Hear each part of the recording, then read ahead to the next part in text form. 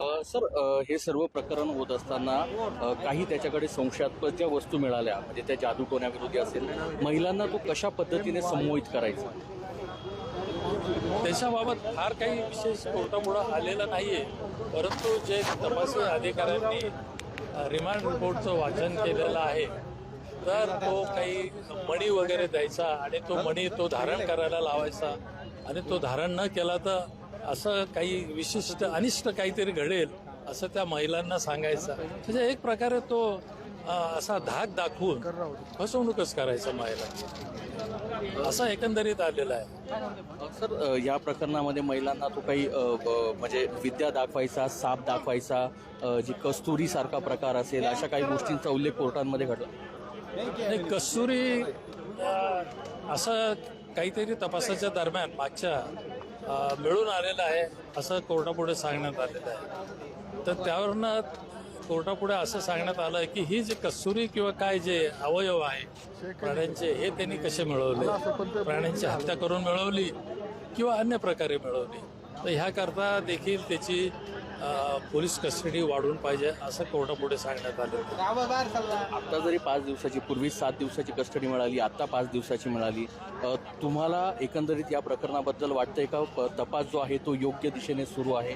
कारण की यामध्ये जर बघितलं तर पहिले 3 ज्या तक्रारी आहे त्या सर्व म्हणजे सर्वसाधारण लोकांसमोर आल्या, मात्र नंतरचा जो तपास आहे तो अत्यंत गुप्त पद्धतीने सुरू आहे SIT च्या माध्यमातून. बघा, याच्यामध्ये असं आहे की तपास योग्य इफेक्टिव्ह पद्धतीने व्हावा याच्याकरता काही गुप्तता देखील बाळगायची असते आणि ती जर गुप्तता बाळगली नाही तर ज्याचा तपास करायचा असतो त्याबाबतचं जे मटेरियल असतं ते नष्ट होण्याची शक्यता असते. तर तपासामध्ये नेहमी ही गुप्तता बाळगायची असते, त्याचा बोभाटा करायचा नसतो. आता काय घडतं ते मी त्याच्याबद्दल सांगत नाही आहे. तपासामध्ये सिक्रेसी ही नेहमी पाहिजे, कोणालाच काही कळू द्यायचं काम नाही. आरोपीकडे किती व्हिडिओ जे आहे ते सापडल्याचं कोर्टात सांगितलं गेलं? नाही, असं काही सांगितलं गेलेलं नाही. मागच्या रिमांडमध्ये कदाचित सांगितलं गेलं असेल, पण ह्या रिमांडमध्ये सांगितलं गेलेलं नाही आणि ते व्हिडिओ कोणत्या प्रकारचे होते हे अद्यापपर्यंत स्पष्ट झालेलं नाही. आणि कोर्टापुढे अशी गोष्ट, ते व्हिडिओ कशाचे होते, कोणाचे होते, हे असं उघडपणे येईल असं मला वाटत नाही. जे काही कम्युनिकेशन आहे ते थ्रू रिमांड रिपोर्टच कोर्टापुढे येईल. त्याची म्हणजे उद्घोष असा जो म्हणतो आपण तसा होणार नाही आणि होऊ नये असं. बचाव पक्षाच्या वकिलाकडनं काय सांगण्यात आलं? म्हणजे कारण की त्यांनी 7 दिवसावरच बुवा आता तुम्ही त्यांचा MCR करा असं सांगण्यात आलं. आता बचावाचे जे वकील होते त्यांचं असं म्हणणं होतं की 7 दिवस पुरे झालेले आहे, आता काही गरज नाही. आणि 7 दिवसापूर्वी जी कारणं दिली होती पोलीस कस्टडीची तीच कारणं आता रिपीट करण्यात आलेली आहे. तर आता काही राहिलेलं नाही आहे तपासात, असं त्यांचं म्हणणं होतं. अर्थात कुठल्याही वकिलाला तपासाची स्टेज काय आहे हे माहीत नसतं आणि ते माहिती करून द्यायचं काही कारणही नाही. ते पोलिसांचा प्रश्न आहे. ते या तपासादरम्यान एक वेपन, काही जिवंत काडतुस आणि काही वापरलेली जी शेल होते ते मिळाली, तर काही नरबळी दिल्याचं देखील सांगितलं गेलं. असा संशय व्यक्त करण्यात आलेला आहे. परंतु जे रिव्हॉल्वर मिळालेली आहे ती रिव्हॉल्वर ही लायसन्स रिव्हॉल्वर आहे आणि जे एम्प्टी कॅट्रेजेस होते, काय 5 असतील एम्प्टी कॅट्रेजेस, आता ते एम्प्टी कॅट्रेजमधल्या ज्या बुलेट्स आहेत त्याचा वापर यांनी कशा करता केला, नरबळी करता, कोणाला मारण्याकरता किंवा अन्य काही कशा करता केला, तर याचा तपास आम्हाला करायचा आहे असं त्यांनी सांगितलं. या सर्व म्हणजे या सुनावणी दरम्यान आरोपी काही बोलला? आरोपीला विचारण्यात आलंय नंतर, असं जे प्रत्येक रिमांडच्या वेळी विचारतात की पोलिसांबद्दल तुझी काही तक्रार आहे का हे विचारतात, तसं त्याला विचारलं आणि मग त्यांनी स्वेच्छेने म्हणजे स्वयंस्फूर्तीने सांगितलं की मला ह्या गोष्टी काही माहीत नाही वगैरे असं ते बोलतात. परंतु ते बोलतात ते कोर्ट ऐकतंय, कारण त्याच्यावर काही तपास ठरत नसतो, तपासाची दिशा त्याच्यावर ठरत नसते. या दरम्यान आरोपीने असं सांगितलं का की ज्याही मी पूजाविधी करायचो त्या सर्वांच्या समोरच करायचो, असं तो बोलत होता. पूजाविधी म्हणजे त्याचं असं म्हणणं होतं की मी कधी गेलो नाही, काही नाही. अर्थात त्याला काही विशेष महत्व नाही आहे तो काय बोलतो ते. तपासात काय निष्पन्न होतं ते महत्वाचं आहे. आरोपी कोणचा आरोपी म्हणतो की मी गुन्हा केला? अगदी ठराविक केसेसमध्ये तो बोल्डपणे जातो पोलीस स्टेशनमध्ये हत्यार असं हे मी केलेलं आहे.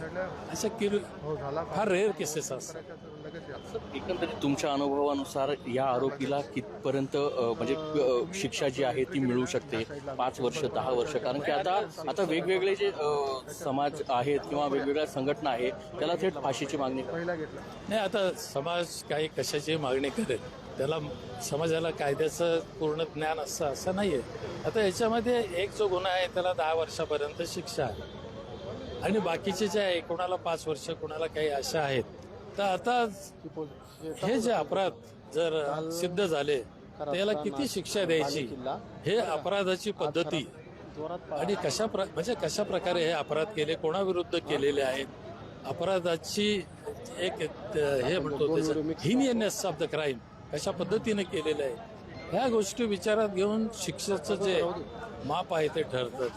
शेवटचा प्रश्न, त्याला किती तारखेपर्यंत सुनावणी दिली आणि साधारण याच्या पुढे पोलिसांकडनं अजून जे आहे ती कस्टडी मागितली जाऊ शकते? पोलिसांकडनं राहिलेले जे 2 दिवस आहेत त्याच्याकरता मागणी केली जाऊ शकते आणि ते मागू शकतात जर तपास अपुरा राहिला तर.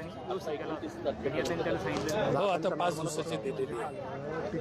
धन्यवाद. अत्यंत महत्त्वाची माहिती दिली. जे पीडित आहे त्यांचे वकील आहेत काळे सर, 5 दिवसाची त्याला पोलीस कोठडी दिलेली आहे. आरोपीला देखील कोर्टाने विचारलं का तुमचं काही म्हणणं आहे का, तुम्ही ते म्हणणं मांडा.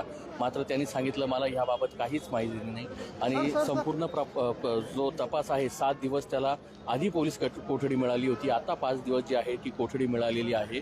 आणि हा तपास जो आहे तो नक्की कुठपर्यंत जातो, कारण की भोंदूबाबा खरातवर आतापर्यंत 6 FIR ज्या आहेत त्या दाखल झालेल्या आहेत. एक FIR जी आहे एका पतीने आपल्या पत्नीला जो त्रास दिला किंवा जे अत्याचाराच्या सारख्या घटना केल्या त्याबाबत आहे. तर उर्वरित 5 ज्या FIR आहेत त्या महिलांनी केलेला आहे. त्यामुळे हा तपास जो आहे तो नक्की कोणत्या दिशेला जातो, 5 जे रिकामी काडतूस मिळाले त्यांनी नरबळी दिला की काय, असा संशय हा नाशिक पोलिसांना आहे आणि त्या बेसवरच त्याची अजून 5 दिवसाची जी रिमांड आहे ती पोलिसांनी मागितलेली आहे.